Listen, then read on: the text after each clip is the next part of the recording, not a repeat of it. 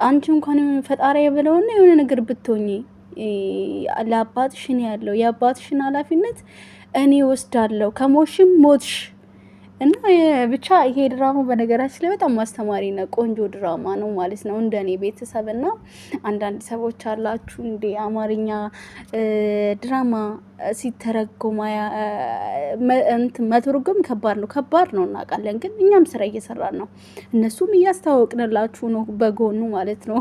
ከገባችሁ የኔ ውድ ቤተሰቦች እና ግን በአጠቃላይ ማለት ነው ቤተሰብ እኔ ሀና በጣም ነው ያስለቀሰችኝ ማለት ነው። እንደ እውነቱ ለመናገር ከሆነ የራሷን የሰዎችን ችግር እንደ ራሴ ችግር ብላ እንግዲህ ለሀና ያለምንም መሰሰት ነው ደሟን የሰጠችው። ነገር ግን ድጋሚ ከሞት ድጋሚ ደም ያስፈልጋታል ሲባል ወይዘሮ ሜላት ብትሞጂ የአባትሽን ኃላፊነትን ይወስዳለሁ፣ ነገር ግን ልጄን ማትረፍ አለብሽ፣ ልጄን ማዳን አለብሽ።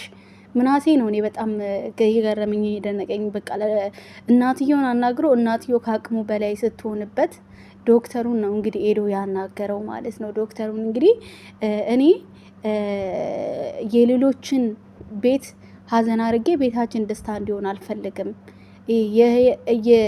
ሀና ሞታ ሰላም ደህና እንድትሆን አልፈልግም።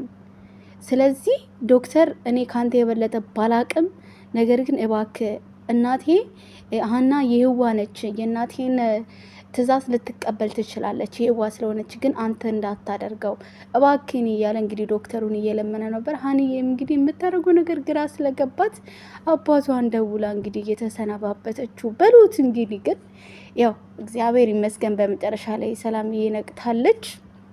ዛሬ ይለቀቃል። በነገራችን ላይ ክፍል 19 ጠብቁ።